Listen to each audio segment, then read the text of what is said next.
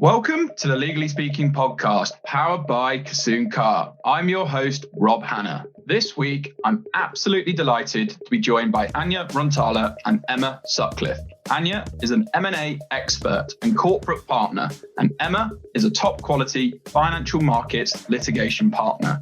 Both Emma and Ania are partners at the leading law firm, Simmons Simmons, and together they co-chair Simmons' award-winning women's network, the Number One Club. So, a very big welcome, Emma and Ania. How are you? Hello. Hello.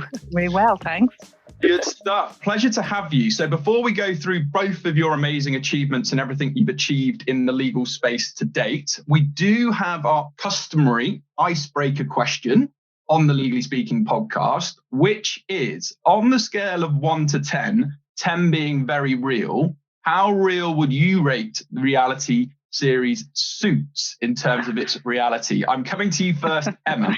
I've never seen it. I've seen a clip of it. I'm going to go with a -10. I don't think I've ever done a case that has taken the 5 days it seems to take in those sorts of programs. That's a fair comment. And Ania, what would you say?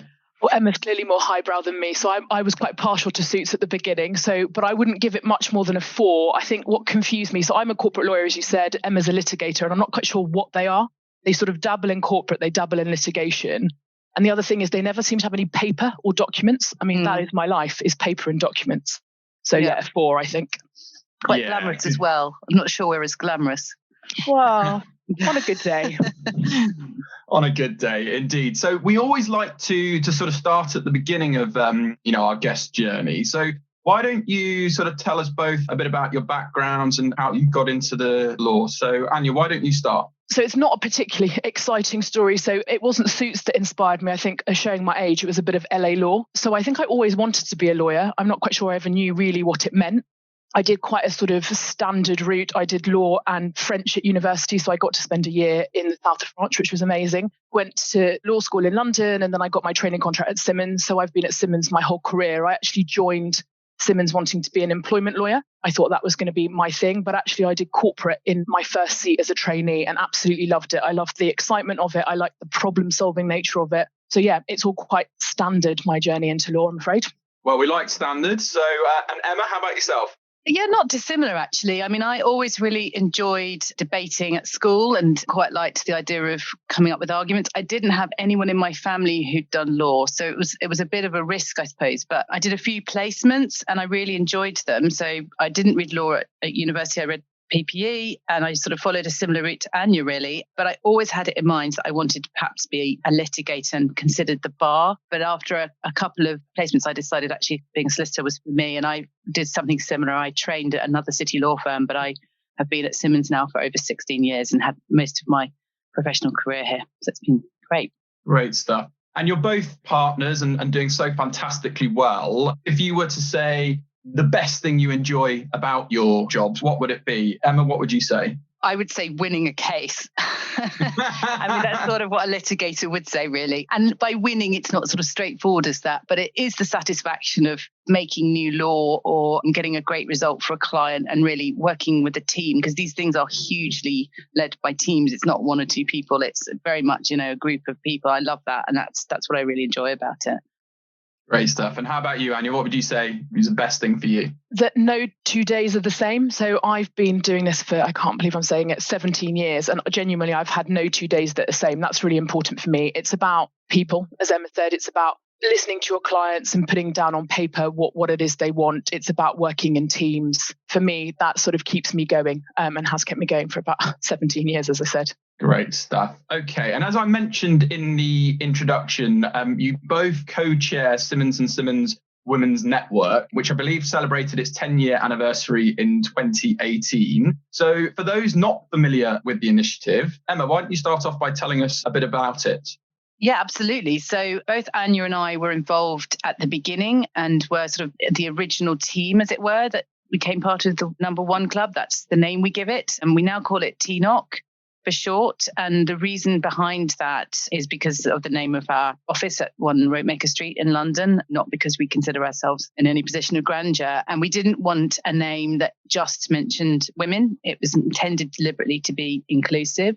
I think it's fair to say that we've been on quite a journey in the last 12 years. And in that time, Ania and I have certainly moved through our careers and become partners, but we've also seen a very big change in the approach that our women's network does its sort of good deeds, as it were, within the firm. So it started off as, I think, an opportunity for women to come together and talk about some of the challenges that they faced. But now it's much more integrated within the rest of the firm. It's something that is open to all. We do a lot with clients, and we've really built up our 3 pillars, which is probably something that Ania can talk about. Yeah, Ania, tell us a bit more. Oh, the 3 pillars. Thank you, Emma. So we have 3 pillars that sort of tracks our evolution. So the first pillar is looking after number 1, by reference obviously to TNOC. So that is this sort of more internal facing stuff. So training and support for women within the firm and creating networking opportunities for them. Then we have what we call sort of +1, which sort of tracks our evolution. So this is organising events for our clients. So events absolutely open to all at Simmons, men and women, where we do events for predominantly our female clients. We've got quite an exciting roster of sort of past events. They tend to be focused around speakers or the theatre or art, that sort of stuff. And then the third pillar, which is our newest pillar, is our collaborating as one pillar. So that's us working with our clients and their women's networks, or even helping clients set up their women's networks. It's working with other organizations. So there's a great organization called the Gender Network, which is run by a fantastic woman called Vanessa Vallely. And that brings together lots of women's networks from across the country. And it's not just law, it's not just finance. They have the police, they have armed forces, etc. And they meet quarterly to sort of share ideas and sort of just try and come together to sort of push objectives beyond your own organizations. And we work with people like the Law Society. So we helped with the Women in Law Pledge, which the Law Society released last year, which encourages law firms to sign up publicly to pledges around gender balance publicly. So including a senior sponsor and ensuring that gender balance features in the way that partners are remunerated, etc. So yes, it's quite a broad spectrum across our 3 pillars.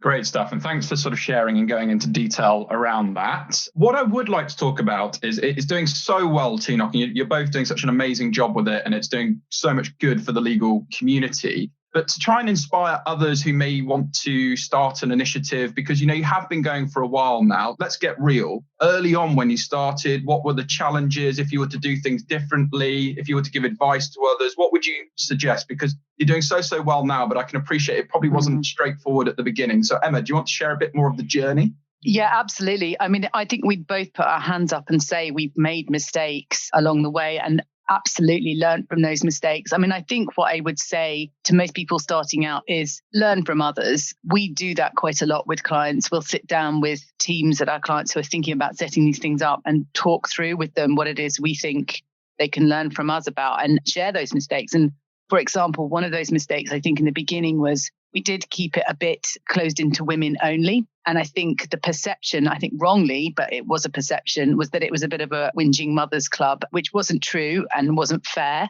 but that was the way it looked. And I think that's absolutely moved on. It's not just mothers, I should say, that come to those meetings. And it wasn't just about whinging. It was very much about putting sort of serious gender diversity issues on the agenda. And so we've had those discussions with clients who are trying to set up their own networks and the importance of bringing men along with you in the journey. Now, we have men on our committee. We think that's really important. And they find it very powerful to go out to clients and spend time speaking to women if they're part of a women's network. That gives them that access and that platform. It isn't just about women in the firm. I think the other thing that we realized was that everybody is very enthusiastic about this topic and people have really got behind it. It's quite easy to put too much on your plate. Ania and I both have full-time jobs and, running a women's network could be a job in itself. So we're very, very careful to make sure that we're clear about our objectives, which we've outlined. And we've also tried not to take on too much and make sure that we have really great events around which we sort of build our profile and increase our network. So the speaker events that we've had some wonderful speakers over the years, but we try and aim for the sort of really high quality things and do them regularly, but not try to take on too much. I think those are 2 big things we would say to people starting out. Thank you. That's great, Emma. And Ania, Emma mentions a point there about sort of balancing workload and TNOC being a full-time job in itself. You both run very busy, very successful practices. again, not to sort of scare people off, but maybe to give advice and tips. How do you manage and how do you fit it all in? Because I know yourself, particularly, you've been very, very busy with your practice recently. I mean, yeah, it's a good question. It's a $64 million question. I mean, it comes with practice. I say I'm a corporate lawyer by day, but probably more corporate lawyer by night, and then co-chair of TNOC during the day. But I think to Emma's point, so we have a really established TNOC committee within the firm. So it broadly covers representatives from across our whole business. So not just the legal departments, but business services and across the range of levels. So from trainees through to partners. And that's been essential. So it's very much a team effort. We've tried to sort of not formalize the committee a bit more, but try to give people specific roles on the committee. So it wasn't just sort of me and Emma. So to empower people. So it really is about delegation, trust, and sort of experience. But yeah, I mean, the balancing act is something that just comes with years and years of experience. I'm not sure I've quite got it down yet, but it's definitely working together as a team. That's the huge part of it.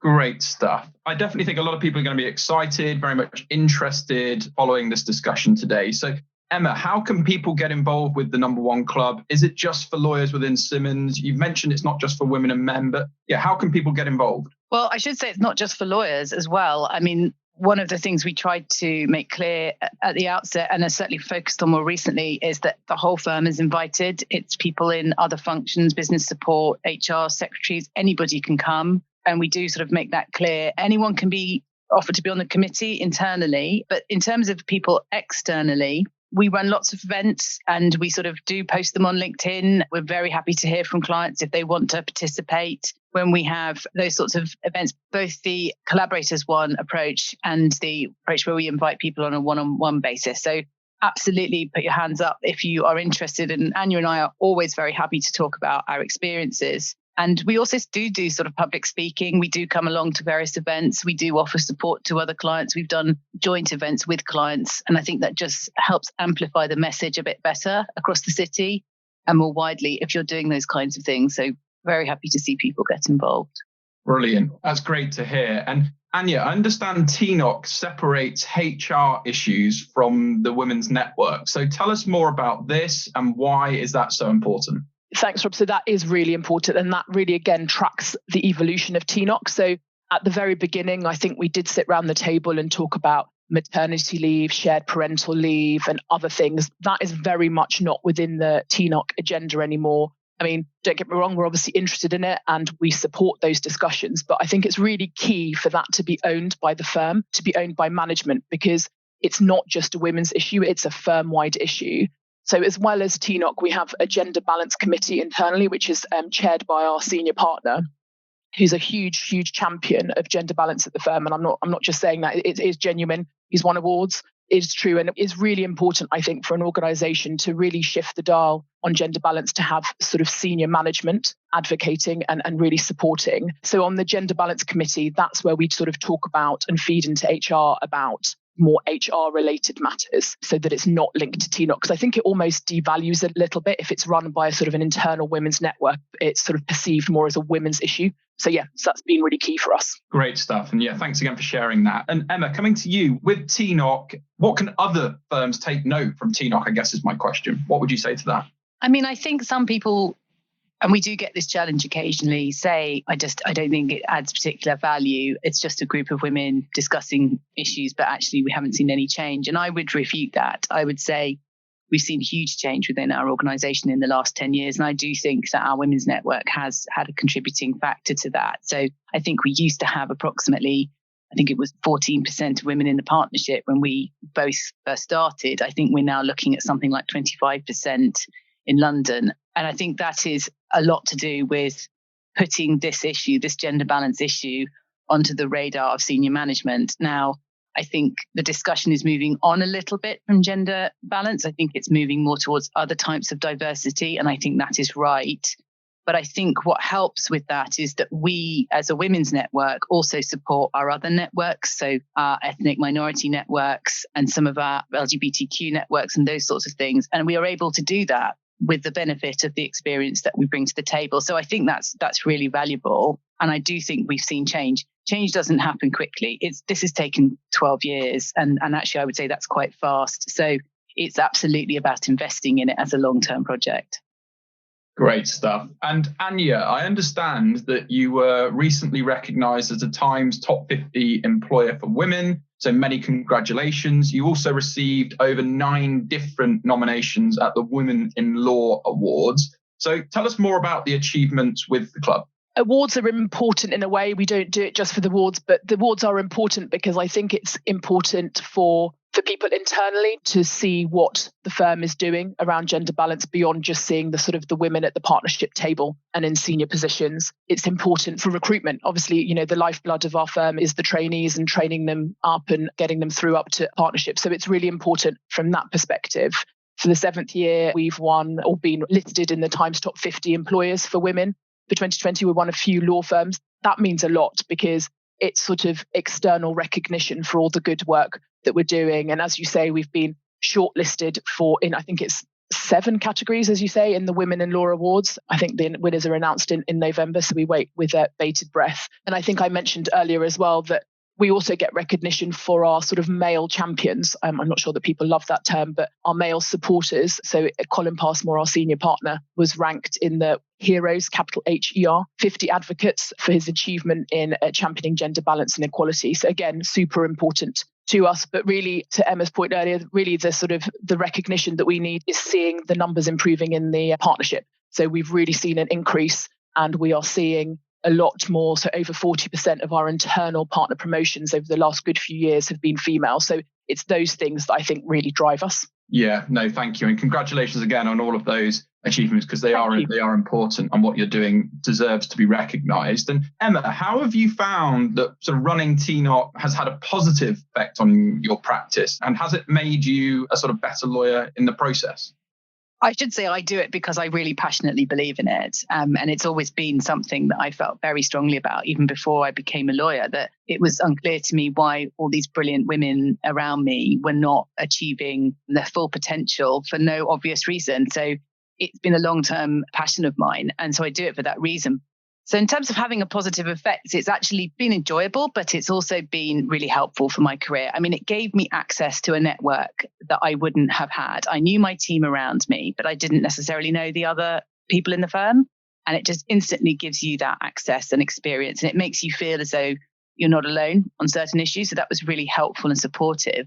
But I think as diversity has become much more of a higher priority within firms, I think that also meant that we had a voice and an interesting point of view that I think has helped push my career forward and actually, frankly, raised my profile, which was really helpful. And I think nowadays, gender balance isn't something that sits at the bottom of a list that, it would be a nice thing to do if we could. It's absolutely front and center of most firms' priorities in terms of recruitment, promotion and retention. So it has been fantastically helpful for me and a really great experience.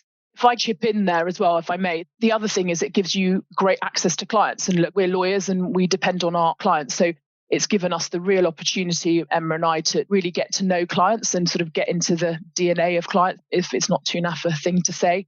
So I think it's really important. And I think it really helped us when we were associates and giving us access to clients at that level. And I think it really did help us with our sort of partnership track. So it's the networking element, both internal and external, that the network really gives. I think it's really a vital element. Yeah. And I guess on that then, Emma, what sort of positive effects? You've talked about, the internal promotions and partner promotions, and that's great. But what other sort of positive effects do you think TNOC has had within Simmons generally? So I think it's taken some concepts that were originally regarded as not a firm issue and put them firmly at the centre of consideration by senior people. So in the beginning, it was about things like, are we treating our maternity return as well? Are we putting the right people forward for promotion? Are we supporting the people who perhaps need better training, different training? Are we looking at the way that we work, work-life balance? And those things have definitely become front and center of what the firm does. We have probably more people than we can normally accommodate coming to our committee meetings. Some of these issues are things women are now fully engaging on, but also are men. I think people feel energized when they have people around them and can bounce ideas off. And a great example of that was we ran at very short notice an internal event to mark the passing of Ruth Bader Ginsburg in the States, very influential on a lot of us. And a lot of us felt quite moved by her loss and not really being in a position to mourn it the way you might. We threw a very short notice event and people came together, obviously on Zoom, We talked about some of the impact she's had, both in terms of the law, but also just how she was a role model. And I think those kinds of events are very inspiring. People contribute their views. We hear different thoughts about what we can take away from that. And we go off and we do that in our day-to-day roles. So I think it has really energizing effect when we can talk about those topics in that way.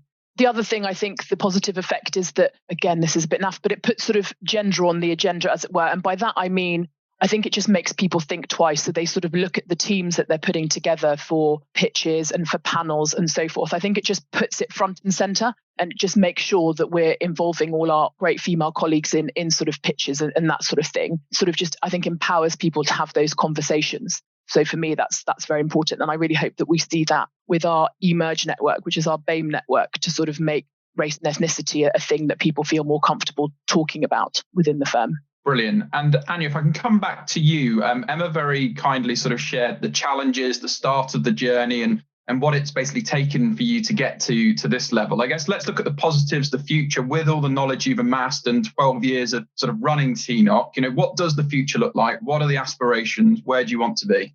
Good question. So, I mean, we're almost like plotting our own demise almost. I'd love to get to a stage where we don't need a women's network because we've reached sort of equality and gender balance. I mean, that would be brilliant. But yeah, so what do we do? So I think it's continuing our evolution. So sort of learning as we're going along. I think it's really key, this point about being inclusive and not just being about women, encouraging even more men to become part of our committee and to attend more of our events. I mean, I would say 40% of the attendees at our events now are male, if not sometimes 50%, which is great. Continuing to work with our clients. So, we've all heard about ESG.